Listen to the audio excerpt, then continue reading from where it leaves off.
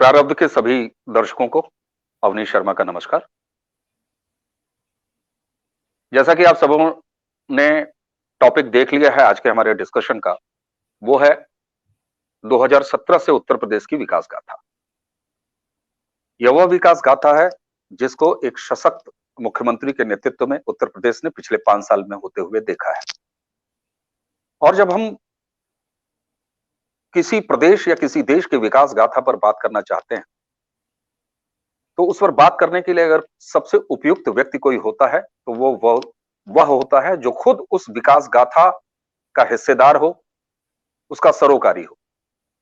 और ऐसे ही एक नाम है रंजय त्रिपाठी जी, जो उद्यमी हैं, फर्स्ट जनरेशन उद्यमी हैं, पेशे से इंजीनियर हैं, अन्वेषी हैं, इनोवेटिव हैं और इसी के साथ साथ राष्ट्र प्रथम की भावना से अपने आसपास समाज, राजनीति, विज्ञान और बाकी तमाम विषयों पर अपनी पकड़ रखते हैं। रंजय जी, सबसे पहले आपका प्रारब्ध के YouTube चैनल पर स्वागत है। नमस्कार सभी को, नमस्कार। रंजय जी, जैसा कि आज का विषय 2017 से उत्तर प्रदेश की विकास गाथा, इसकी भूमिका किस तरह से खींचेंगे आप? देखिए क्या होता है, अगर हम कहीं की अगर विकास गाथा देखते हैं तो विकास देखने के लिए एक या दो पैरामीटर नहीं होते हैं, बहुत सारे पैरामीटर होते हैं जिसके ऊपर में आपको कोई भी चीज देखनी होती है। जैसे उदाहरण के लिए कि अगर मान लीजिए कि अगर मान लीजिए कोई उद्योग अगर किसी एक शहर में लगे तो उस शहर में वो उद्योग क्यों लगे, उसके लिए कई फैक्टर्स होते हैं। अगर उद्योग लगता है तो क्या उस जगह पे पर्याप्त बिजली है, उस जगह पे पर्याप्त पानी है, क्या उस जगह पे बाजार की व्यवस्था है, क्या जो उत्पाद वो उद्योग वहां पे बना रहा है उसका लोकल खपत कितना है और उसका आउट ऑफ द सिटी या आउट ऑफ द एरिया खपत कितना है, और उस जगह से बाहर भेजने के लिए वहां का इंफ्रास्ट्रक्चर क्या है कि सड़क मार्ग, रेल मार्ग, वायु मार्ग, जो भी मार्ग होते हैं जिसके थ्रू वो जाएगा सामान, वो कैसा है। तो इन सारी चीजों को लेते हुए को ध्यान में रखते हुए कोई एक उद्योग लगता है, और उद्योग लगने से आप जब ये सारे पैरामीटर से फिट होता है तब जाकर के आपको एक उद्योग लगेगा और कुछ रोजगार आएगा। जब रोजगार आएगा तो उस एरिया के लोग वहां पे रोजगार पाएंगे, लोगों की क्रय शक्ति बढ़ेगी, लोगों की क्रय शक्ति बढ़ेगी तो वहां का इकोनॉमिक डेवलपमेंट होगा। मतलब ये सारी फैक्टर एक छोटे से उद्योग पे भी 100 वर्कर के उद्योग भी अगर लग जाता है उस पे उस एरिया का बहुत बड़ा विकास हो जाता है। तो अब अगर हम लोग बात करते हैं तो कहीं पे भी अगर बात करें तो अगर हम 2017 उत्तर प्रदेश को ही से थोड़ा सा अलग हट करके कुछ जो डेवलप्ड राज्य हैं, जैसे कि आप महाराष्ट्र ले लें, गुजरात ले लें या कर्नाटका ले लें, अगर इनकी बात करें तो जो लोग भी ट्रैवल करते हैं, जो लोग जगह जगह जाते हैं, वो हमेशा बोलते थे कि गुजरात की सड़कें क्या शानदार हैं, गुजरात में बिजली पलक झपकने के बराबर भी नहीं जाती है, महाराष्ट्र में बहुत ज्यादा इंफ्रास्ट्रक्चर डेवलप्ड है, कर्नाटका बैंगलोर के आसपास तो लाइट का कोई मतलब जाने का सवाल नहीं पैदा होता, मैन पावर है, सब चीजें। तो ये जहां पे उद्यमी को एक इस तरह की व्यवस्थाएं मिलेंगी वहां पे उद्योगपति आएगा, वहां पे एक इंडस्ट्रियलिस्ट आएगा और वहां पे नई नई कंपनी खुलेंगी, और जब वो नई कंपनी तब खुलेंगी जब उनको ये इंफ्रास्ट्रक्चर मिलेगा। तो अगर हम रिलेट करें तो प्रदेश में जो जितनी तेजी से इंफ्रास्ट्रक्चर को डेवलप करने का जो काम हुआ, उसने न सिर्फ एक जो देख रहा हूं उसमें न सिर्फ एक खास कुछ चुनिंदा शहर बल्कि पूरे प्रदेश का एक चहुमुखी विकास जो है वो विकास का एक शुरुआत मुझे नजर आता है। जी, जी। एक भूमिका आपने निश्चित ही एक सरोकारी के रूप में और एक ऐसे व्यक्ति के रूप में रखी जो कि उस विकास गाथा का खुद पार्ट है। आपने बात करी, और वैसे भी कहा जाता है कि सड़क एक जगह से दूसरे जगह की यात्रा ही नहीं कराती। सड़क किसी व्यक्ति, किसी गाड़ी को एक जगह से दूसरे जगह नहीं पहुंचाती। सड़क विकास को, विकास की भावना को, और जहां तक खुद पहुंचती है वहां तक विकास को पहुंचाती है और उसका रास्ता खोलती है। तो आइए, आपने भी कई सारे फैक्टर्स के बीच में सबसे जो महत्वपूर्ण फैक्टर विकास के लिए उसकी बात की इंफ्रास्ट्रक्चर। तो उत्तर प्रदेश में 2017 के बाद से इन बीते 5 सालों में सड़क इंफ्रास्ट्रक्चर पर बात कर ली जाए, उस पर आपका क्या कहना है? जी देखिए, बहुत जरूरी चीज होती है सड़क। अब आप अगर आप जो लोग उत्तर प्रदेश में रहते हैं और इधर उधर घूमते हैं और आते जाते हैं, उन लोगों को एक बहुत छोटी सी चीज लोगों को याद दिलाना चाहूंगा कि हमारे यहाँ पे शहर है गोरखपुर, उत्तर प्रदेश में। गोरखपुर में एक बहुत बड़ा गोरखपुर इंडस्ट्रियल डेवलपमेंट अथॉरिटी बना हुआ है। जब मुझे याद है 2009 या 2010 के पहले, जब ये जो शायद गोल्डन क्वाड्रिलेटरल का जो सड़क गोरखपुर होते हुए गुवाहाटी तक जाता है, जब ये वहां पे ये सड़क नहीं बनी थी, एक सिंगल लेन एक हाईवे हुआ करता था जिसमें गोरखपुर से लखनऊ आने में 10-10 घंटे लोगों को लगते थे। ये गोरखपुर इंडस्ट्रियल डेवलपमेंट अथॉरिटी तब भी एग्जिस्ट करता था, वो गोरखपुर इंडस्ट्रियल अथॉरिटी आज भी एग्जिस्ट करता है।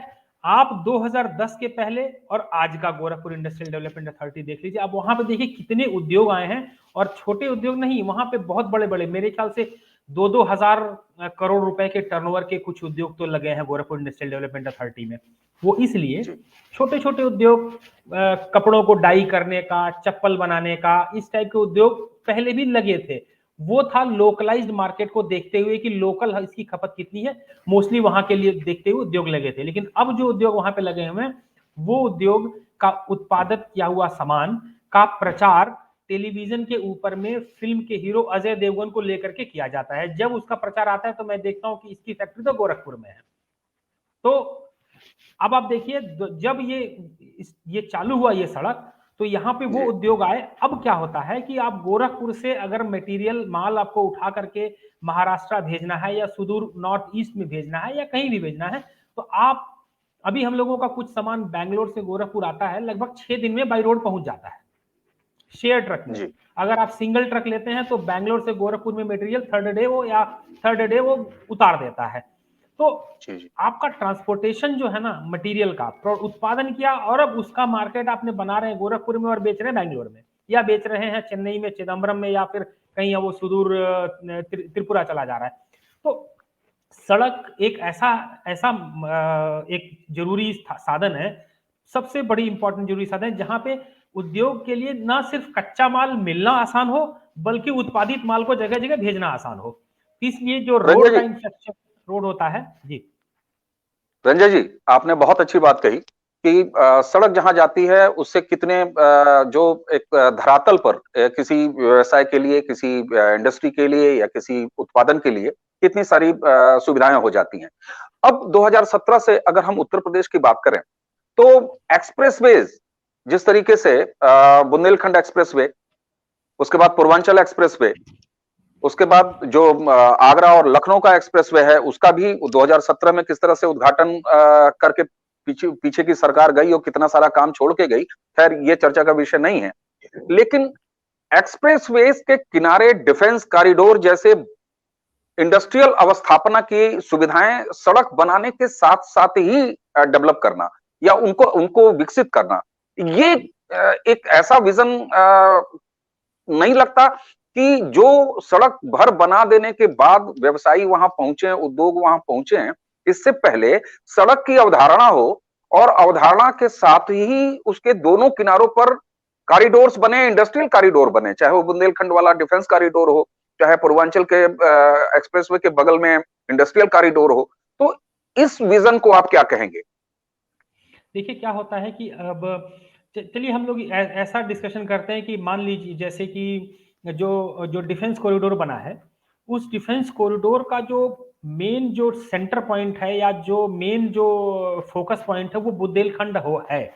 जाहिर सी बात है बुंदेलखंड को डेवलप करने के लिए। लेकिन जो डिफेंस कॉरिडोर बन रहा है वो बुंदेलखंड से वो अलीगढ़ की तरफ भी जा रहा है, अलीगढ़ से वो कानपुर की तरफ भी आ रहा है, लखनऊ का कुछ इस एरिया भी डिफेंस कॉरिडोर में आता है, और गाजीपुर भी आता है। जी जी, और 100 किलोमीटर के लिंक एक्सप्रेसवे, पूर्वांचल एक्सप्रेसवे में 100 किलोमीटर लिंक एक्सप्रेसवे के माध्यम से प्रयागराज और गोरखपुर भी उसी परिधि में आता है। एग्जैक्टली। तो अब क्या होता है कि जब अब आप देखिए क्या होता है, ये बहुमुखी विकास होता है। हम थोड़ा सा अगर आप देखें तो आप अगर इस देश में जो विकास अगर का जो आप देखा जाए, तो अगर हम उत्तर प्रदेश की देख लें तो किसी जमाने में उत्तर प्रदेश में अगर कुछ देखना है विकास, कहीं पे कुछ काम है, उद्योग है, कुछ चल रहा है तो नोएडा हुआ करता था, नोएडा, गाजियाबाद। उसके अलावा तो जी। कोई और थोड़ा बहुत कानपुर, कानपुर कभी था और लेकिन बाद में डेड सिटी हो गया तो कानपुर थोड़ा को तो बहुत कानपुर। हाँ हम्म, हाँ लेकिन उसके कानपुर अलावा को तो किस इतने तरीके से वामपंथियों ने बर्बाद किया, ये भी एक अलग वो चर्चा का बात की विषय है। चर्चा जी जी। करेंगे। हाँ, जी तो जी अब जी। आप देखिए इतने बड़े प्रदेश में जो गाजियाबाद, दिल्ली बॉर्डर गाजियाबाद से शुरू होकर के आप चाहे इधर देवरिया या कुशीनगर मान लें या उधर बलिया एंड मान लें, तो ये लगभग एक आप मान के चलिए कि लगभग 600-650 किलोमीटर की एक लंबाई बनती थी, जिसकी लंबाई में नोएडा के बाद से लेकर आजमगढ़ तक कोई इंडस्ट्रियल सेक्टर नहीं दिखता था, जहां पे कुछ बढ़ रहा हो, कुछ आगे हो रहा हो, कुछ काम हो रहे हो, ये चीज नहीं दिखती थी। तो अब क्या होता है, यही चीज खाली उत्तर प्रदेश में ही नहीं, यही चीज मैं देखता था कि बहुत सारे प्रदेशों में भी होता है। जैसे अगर आप कर्नाटक ले लें तो बैंगलोर और मैसूर, उसके अलावा कोई और चौथा पांचवा जिला कोई बता दे जो बहुत डेवलप्ड हो चुका हो, समझ। तो जो ये जी जो अवधारणा हुई है जिसको मैं बहुत अच्छा मानता हूं कि ये झांसी से शुरू होता है, ये उरई में भी आता है, ये कानपुर में भी जाता है, कानपुर के पास एक छोटी सी जगह है भाऊपुर, एक छोटा सा स्टेशन है, वहां से होते हुए लखनऊ निकलता है, लखनऊ से गाजीपुर जाता है, गाजीपुर से गोरखपुर बनारस बेल्ट पे भी जाकर के टच होता है। इट मींस कि आप देखेंगे तो ये उत्तर प्रदेश के एक बहुत बड़े एरिया को कवर करता है। अब इससे फायदा क्या है, इससे फायदा जी। उसी के साथ अब आपने जिस तरीके से झांसी से यात्रा शुरू करी सड़कों के माध्यम से और उसके बगल में इंडस्ट्रियल कॉरिडोर्स के माध्यम से, तो गोरखपुर से सिलीगुड़ी एक्सप्रेसवे जिस जो भी अनाउंस हो गया है और उसको भी अगले 5 साल में पूरा किया जाना है, तो ये यात्रा तो सिलीगुड़ी और बंगाल और पूर्वोत्तर तक जाती है। जी, अब देखिए क्या होता है कि मान लीजिए कि अभी अगर आपको सबको मालूम होगा कि लखनऊ में ब्रह्मोस मिसाइल्स का प्रोडक्शन होगा, इसका अनाउंसमेंट कुछ 1 महीने पहले हुआ है और उसका शिलान्यास भी हुआ है अमौसी इंडस्ट्रियल एस्टेट लखनऊ में। और जी उसी के साथ में एक डिफेंस का एक नई लैब डीआरडीओ, जैसे डीआरडीओ तो एक ऑर्गेनाइजेशन है, उसकी देश भर में फैली हुई अलग अलग लैब होती है, उसी तरह से डीआरडीओ की एक लैब भी वहीं पे बनेगी। अब क्या होगा जब इस टाइप की कोई इंडस्ट्री बनी, ब्रह्मोस मिसाइल्स अगर वहां पे जो बनाने की जो फैक्ट्री लगेगी अब वहां पे, उसकी वजह से तमाम छोटे छोटे छोटे छोटे उसकी और एंसिलरी यूनिट्स होंगी। जैसे कि उदाहरण के तौर पे अगर आप गुड़गांव जाए तो वहां पे देखें तो हीरो मानेसर में हीरो मोटरसाइकिल की कंपनी है। तो हीरो क्या करती है, वो अपने आप पे सब चीज असेंबल तो करती है, लेकिन आसपास में सैकड़ों ऐसी एंसिलरी यूनिट है जो हीरो को कोई ब्रेक वायर बना के देता है, कोई हैंडल बना के देता है, कोई लेग गार्ड बना के देता है, कोई सीट बना के देता है। तो ये सब लोग अपने आप उत्पादित करते हैं और उसको सब हीरो को पहुंचा देते हैं। उसी तरह से जब यहाँ पे ब्रह्मोस मिलेगी या भारत डायनेमिक्स यहाँ पे है या भारत इलेक्ट्रॉनिक्स आएगी या और भी जो और कंपनियां जो हैं, वो जब अपना उत्पादन करेंगी तो कोई भी उत्पादन करेंगे तो उनको अपने लिए एंसिलरी यूनिट चाहिए होगा। तो ये बड़ी कंपनी लगने के साथ में एंसिलरी यूनिट्स लगनी चालू होंगी। तो अब आप इमेजिन कीजिए कि झांसी से उरई, कानपुर, भाऊपुर, लखनऊ और यहां से आपका होते हुए गाजीपुर से गोरखपुर, एक एस का शेप में बड़ी यूनिट, कुछ एंसिलरी यूनिट, जी बड़ी यूनिट, एंसिलरी यूनिट। तो एक इससे क्या होगा कि जो बड़ी इंडस्ट्रीज बड़े रोजगार देंगी, छोटे इंडस्ट्रीज उनसे रिलेटेड लोगों को रोजगार देंगी, प्लस इसमें क्या होगा और जो बाहर से भी लोग आ सकते हैं यहाँ पे काम करने के लिए, एक बहुत बड़ा एजुकेटेड मेहनती एक बहुत बड़ा चंक जो उत्तर प्रदेश से पलायन होकर के अलग राज्यों में जा चुका है, उनको यहाँ पे ही रोजगार मिलेगा। इसकी वजह से एक जो प्रदेश का जो चहुमुखी विकास होता है, मैं उसकी ये नींव देख रहा हूँ कि ये नींव उस चहुमुखी विकास की पड़ चुकी है। बहुत बड़ी बात।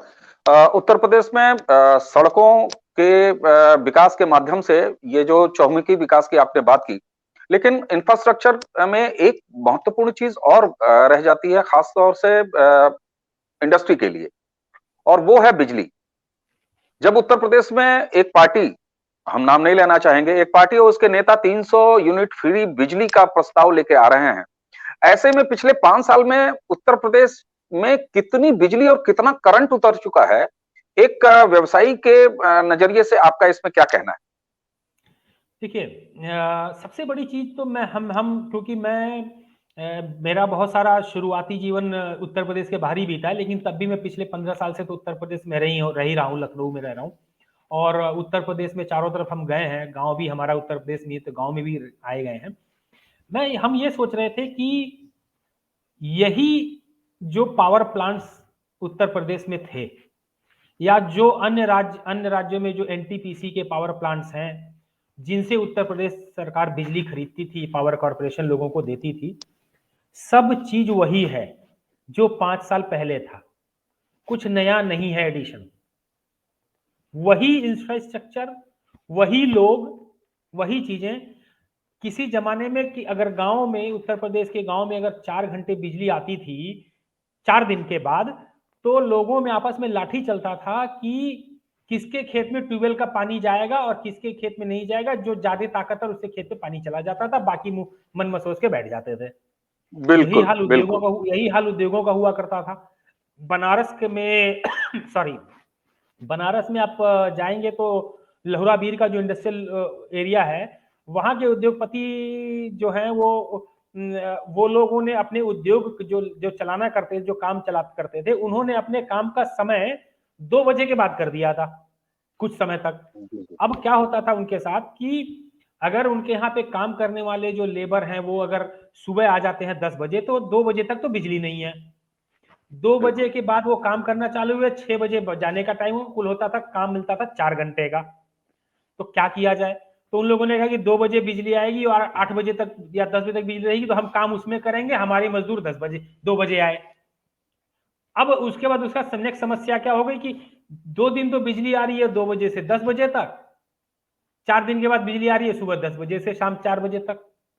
तो ऐसे में इतना उन लोगों को कंफ्यूजन हो गया कि उन लोगों ने डीजल के जनरेटर सेट लगा लिए कि जब बिजली नहीं रहेगी तो डीजल के जनरेटर सेट लगाएंगे। एक 15 दिन पहले मेरी किसी एक से बात हो रही थी, हमने कुछ जॉब वर्क करवाना था तो उनसे बात हुई, तो वो बता रहे थे कि 4.5 साल पहले उनका लगभग पर डे 2,000 रुपए का तो डीजल का खपत था पर डे। जब उनका उद्योग चलता था कि भाई जब लाइट नहीं रहेगी तो हम डीजल के जनरेटर चला करके अपने मशीनें चलाएंगे और उस मशीनों से हमारे काम चलेंगे।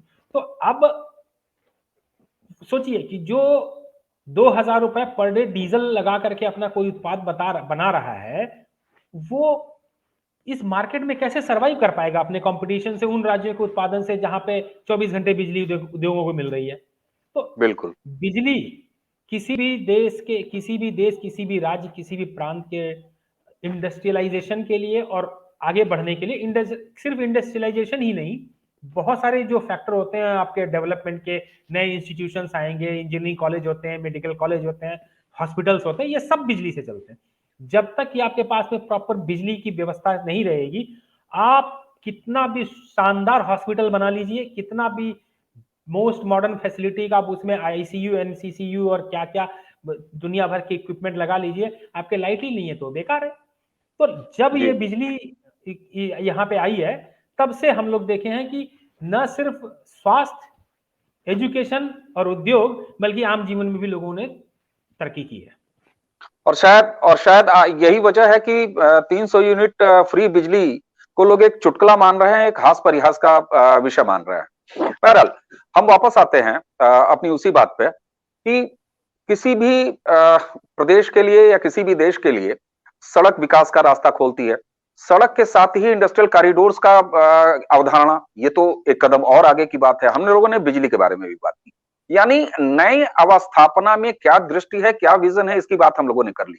लेकिन जरा एक उत्तर प्रदेश के खास रेफरेंस में, जब हम उत्तर प्रदेश में ही बात कर रहे हैं, तो उत्तर प्रदेश में पुराने इंडस्ट्रीज को जो बीमार पड़ गई थी, जो बंद हो गई थी पुराने सरकारों के कारगुजारियों के चलते, अनदेखी के चलते, भ्रष्टाचार के चलते, अगर उसका रिवाइवल हो रहा है, उसको पुनर्स्थापित किया जा रहा है, जिसका एक उदाहरण गोरखपुर से शुरू होता है, गोरखपुर का खाद कारखाना।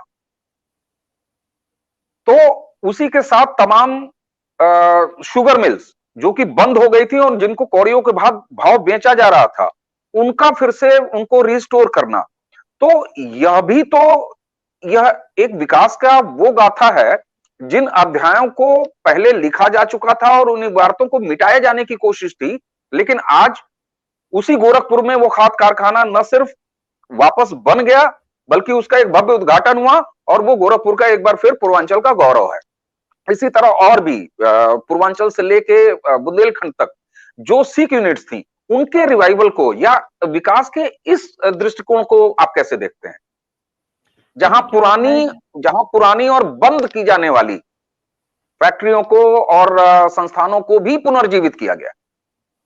जी, देखिए क्या होता है कि जब विकास गाथा में जैसे हमने बताया कि बहुत सारे फैक्टर होते हैं। अगर हम विकास को लें, तो विकास में खाली उद्योग का विकास ही मायने नहीं रखता है, ठीक है ना? क्या होता है कि जब समाज में या एक जो सामाजिक संरचना है, उसमें तरह-तरह के प्रोफ़ेशनल्स हैं। इंजीनियरिंग प्रोफ़ेशनल्स हैं, मेडिकल प्रोफ़ेशनल्स हैं, नाटक कला वाले प्रोफ़ेशनल्स हैं, कृषि प्रोफ़ेशनल्स भी हैं, जो हमारे गाँव में है कृषि प्रोफ़ेशनल, एग्री प्रोफ़ेशनल जिसको मैं बोलता हूँ। अब वो एग्री प्रोफ़ेशनल्स जो हैं, अगर आप अगर उनकी तरफ भी नहीं ध्यान दिया जाएगा, तो भी पूरा समाज आगे नहीं बढ़ता है। तो क्या होता है कि जो चहुमुखी विकास की जो मैंने बात किया, वो चहुमुखी विकास तभी होगा जब हमारे उत्पाद जो होंगे, हमारे जो यहाँ पे जो कंपनीज़ हैं, वो उन उत्पादों को उस अंतिम व्यक्ति तक जो गाँव में बैठा हुआ है, वहाँ तक नहीं पहुँचाए, तब तक उद्योग आपका इंडस्ट्रियलाइज़ेशन और विकास गाथा पूरी नहीं होती है। तो क्या होता है कि जो ये जो यूनिट्स हैं, गोरखपुर फर्टिलाइज़र जैसे हो गए या शुगर जैसे हो गए या आने वाले समय आप देखेंगे तो फूड से रिलेटेड बहुत सारे कंपनी, बहुत सारे उद्योगों ने इस बीच में पिछले साल में उत्तर प्रदेश में ग्रो किया है। अभी पीछे एक फूड मेला, मतलब एक मेला भी लगा था, उसमें फूड से रिलेटेड इतने सारे कंपनी उत्पाद, उत्तर प्रदेश एक ऐसा जगह है कि हर जिले में फूड से रिलेटेड एक उत्पाद का एक नया ही चीज चालू हो रहा आपको मिल जाएगा। तो इस तरह से कई ऐसे एग्री सेक्टर के उद्योग आगे आए हैं। तो ये सभी उद्योग जो हैं डिपेंड करेगा बिजली के ऊपर और डिपेंड करेगा इंफ्रास्ट्रक्चर के ऊपर। और ये सारी बिल्कुल। चीजें जो है रिवाइव जो पुरानी तभी होंगी जब आपके पास ये सारी सुविधाएं हैं। आपके पास कोई भी सुविधा आपने पुरानी ठीक करी नहीं और आप कहेंगे कि हम ये उद्योग लगा देंगे, ये उद्योग लगा देंगे, तो भाई किस बेसिस पे उद्योग लगेंगे? उद्योग, आपके पास कच्चा माल ट्रांसपोर्ट करने के लिए रास्ता नहीं है, कल पुर्जे चलाने के लिए आपके पास बिजली नहीं है, आपका उत्पादित माल को भेजने के लिए व्यवस्था नहीं है, तो कैसे चलेंगे? तो इसलिए ये इंफ्रास्ट्रक्चर जो है ना, इंफ्रास्ट्रक्चर का डेवलपमेंट ही, चाहे पुराने उद्योग को रिवाइव करना हो या नए उद्योग लगाना हो, वो बहुत बड़ी एक उसकी एक की पॉइंट होती है, उसकी एक बहुत बड़ी कुंजी होती है। जी, जी, जी। और आपने जब विकास गाथा की बात करते हुए उत्तर प्रदेश या किसी प्रदेश के चौमुखी विकास की बात की और कहा कि यहाँ तो हर जिले की अपनी एक विशेष उत्पाद है। तो ऐसे में उत्तर प्रदेश सरकार की जो वो योजना कि वन डिस्ट्रिक्ट वन प्रोडक्ट, एक जिला एक उत्पाद, तो ये भी उसी ब्रॉड विजन, ये भी उस व्यापक दृष्टिकोण से चीजों को और विकास को खास तौर से देखने का ही तो प्रतिफल है, जहां पर एक जिला एक उत्पाद इस तरीके से जोड़ा गया। जी, अभी देखिए क्या होता है कि मैं उत्तर प्रदेश का हूँ और सही बताएँ तो शायद 4 साल पहले हमने वन डिस्ट्रिक्ट या one one one district one product जैसे किसी कांसेप्ट के बारे में सोचा भी नहीं था। जब ये कांसेप्ट आया है, तो तब हमारे दिमाग में आया, इसके ऊपर हमने जानना कुछ चालू किया। तो पता लगा कि इस ओडीओपी और ओडीओपी का, इन लोगों का वन डिस्ट्रिक्ट वन प्रोडक्ट का एक सेपरेट वर्क करने के लिए पूरा एक ग्रुप है, एक पूरा एक ऑफिस बना हुआ है, वहां पे उसको आगे बढ़ाने के लिए तमाम उत्तर प्रदेश सरकार काम कर रही है। तब जाकर के हमें पता लगा कि हर जिले के जो उत्पाद हैं, उनकी एक खासियत है। और आज की डेट में इस वन डिस्ट्रिक्ट वन प्रोडक्ट के चक्कर में, के को आगे बढ़ाने के कारण जो है, कई जिलों के ऐसे उत्पाद हैं जो मल्टी करोड़ बिजनेस बन चुके हैं। उदाहरण के तौर पे बिल्कुल। गोरखपुर का अगर टेराकोटा उद्योग ले, तो मैं एक रिपोर्ट पढ़ रहा था कि it is almost 50 crore rupees export market.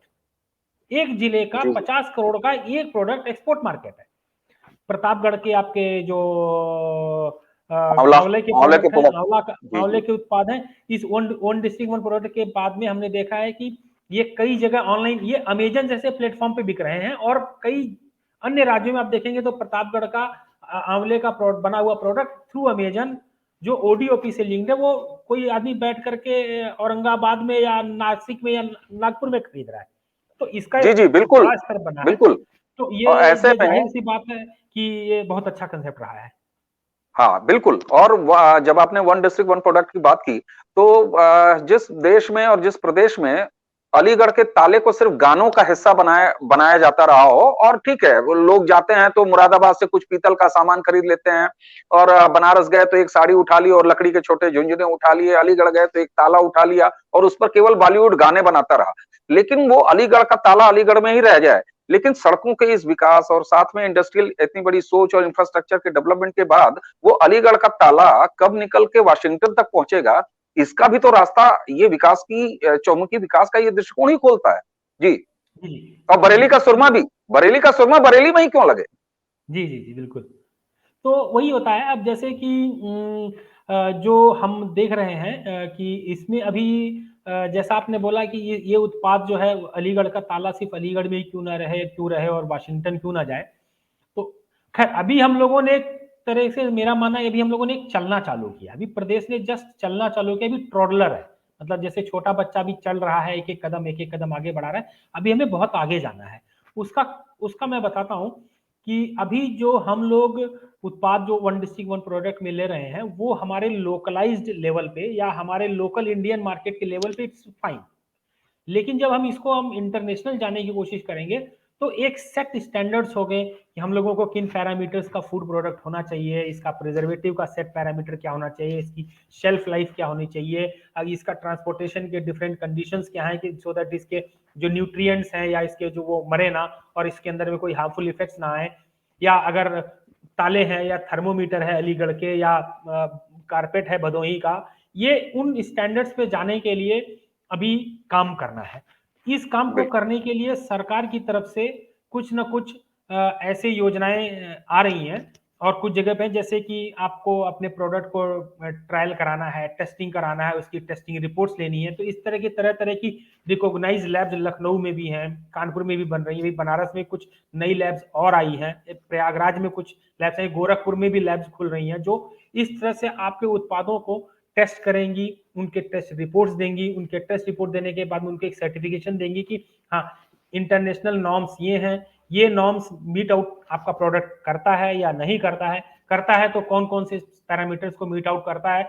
ये सारे पैरामीटर्स बनाने के लिए जो एक टेस्टिंग की प्रक्रिया है और रिकॉग्नाइज्ड और जो एक सर्टिफाइड एजेंसीज हो, वो अभी हम लोगों को उसको बारे में और बड़े स्तर पर सोचने की जरूरत है और बड़े स्तर पर स्थापित करने की जरूरत है, जिससे कि कोई उत्पाद का एक बढ़िया सर्टिफिकेशन थर्ड पार्टी हो जाता है जो, तो क्या होता है उसकी एक्सेप्टेबिलिटी बढ़ जाती है। अगर कोई खाने की चीज है, मान लीजिए प्रतापगढ़ के आंवले का ही कोई प्रोडक्ट है, उसको अगर सर्टिफिकेशंस मिल जाए कि इसके अंदर में ये इसकी टॉक्सिसिटी टेस्ट हो जाए, इसका अंदर में कंटेंट्स का टेस्ट हो जाए, न्यूट्रिएंट टेस्ट, प्रोटीन टेस्ट, ये सारे टेस्ट का एक प्रॉपर सर्टिफिकेट, तो ये इसका ग्लोबल एक्सेप्टेबिलिटी हो जाती है। उसके दिशा में थोड़ा हम लोगों को भी बहुत आगे काम करने की जरूरत है।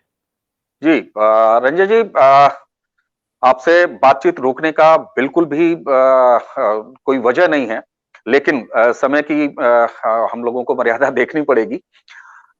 आपने जिस तरीके से कहा कि ये दृष्टिकोण और इतना व्यापक दृष्टिकोण विकास को लेकर वो तो सामने है, लेकिन अभी बहुत कुछ करना बाकी है विकास की आदत लगने के लिए। तो निश्चित रूप से इस पर फिर कभी आपसे चर्चा जरूर करेंगे। और प्रारब्ध के इस मंच पर एक उद्यमी की भावना से सभी दर्शकों को विकास के जरिए क्या उद्यम हो सकता है, उद्यमशीलता किस तरीके से और मजबूत हो सकती है, इस पर अपनी बात रखने के लिए और हम सभी के साथ अपने अनुभवों को, जो रियल टाइम आपके असल जीवन का अनुभव है, एक व्यवसायी के तौर पर, एक टेक्नोक्रेट के तौर पर, एक प्रोफेशनल के तौर पर, उसको रखने के लिए आपका बहुत बहुत धन्यवाद। धन्यवाद, धन्यवाद, इसी के साथ हम प्रारब्ध के सभी दर्शकों से ये अनुरोध करेंगे कि प्रारब्ध के YouTube चैनल को लाइक कीजिए, सब्सक्राइब कीजिए और नोटिफिकेशन जरूर ऑन रखिए, ताकि जब भी हम कोई बातचीत करें, इस तरह के वीडियोस आपके लिए लाएं, तो उसका नोटिफिकेशन आप तक पहुंचे। आप सभी को एक बार फिर धन्यवाद। नमस्कार। नमस्कार।